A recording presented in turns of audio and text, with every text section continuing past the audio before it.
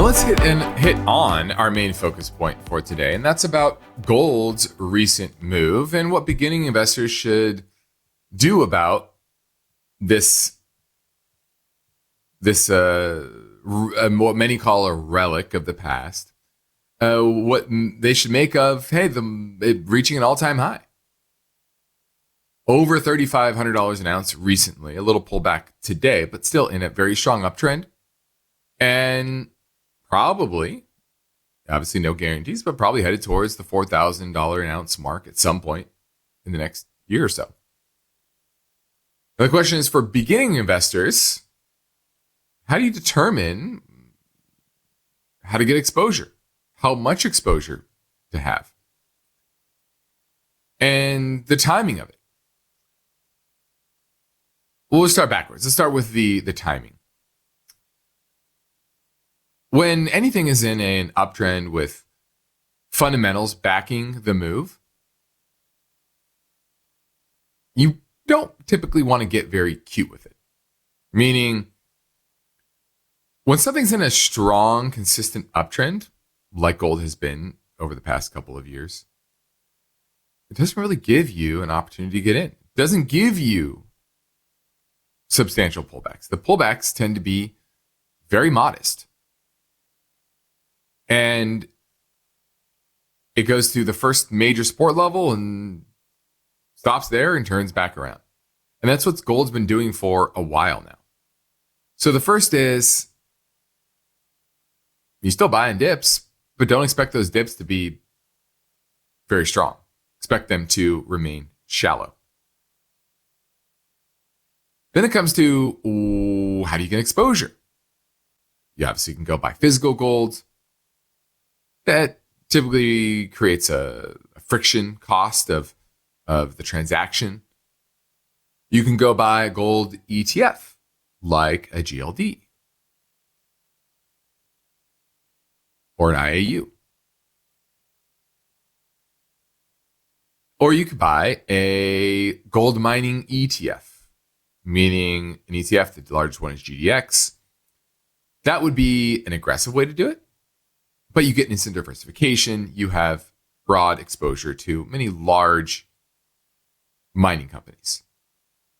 You can get more aggressive and go buy a GDXJ, for example. I'm not recommending any of these, just giving you some color to your options. GDXJ would be smaller names, tend to be more volatile. When things go well, they tend to move even more than the larger names. But can cut both ways, right? When you have larger pullbacks, they tend to feel the brunt of that more than the bigger names. Then you get into individual stocks. And that's how we typically gain exposure to gold for our clients, or silver or precious metals in general, buying the best of breed, the best miners that are out there.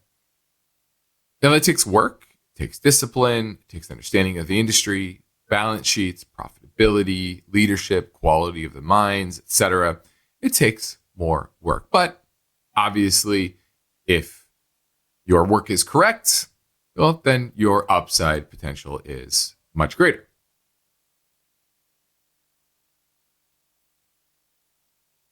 So it depends on your risk tolerance level, your expertise, your willingness to do deeper work, or just, do you want to just gain broad exposure?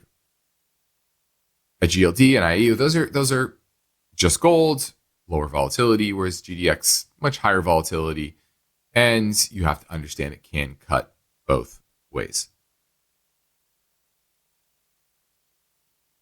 So you need to be strategic, but you don't want to wait too long to act, and you want to pick the vehicle that fits your investment profile.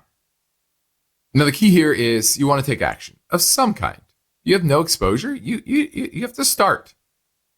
Once again, don't get cute. Don't think you're going to get some major pullback. Bull markets don't give you a lot of those. And if you're confused, still doesn't give you enough clarity, you should probably talk to somebody. Talk to somebody who can figure out what type of volatility can you really take. Because when anything's in an uptrend,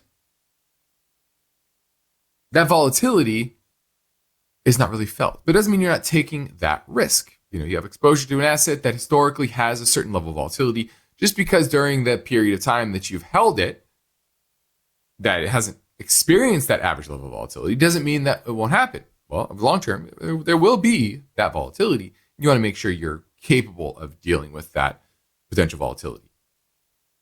So talking to a professional that can understand who you are, run risk analysis, also analyze your portfolio. What type of overlap do you already have? How much exposure do you really have? If you're just buying index funds, what index funds are they? Are they large cap, mid cap, small cap? Are there overlaps to what you're already doing? That's a big question. Something most advisors can probably decipher for you. So that's something that you always have to consider. So hopefully I gave you a broad overview of the gold market and how to consistently gain exposure as this bull market continues. And frankly, there's not a lot of overly bullish sentiment, and that makes me even more bullish on the gold market because the average person still hasn't really jumped in.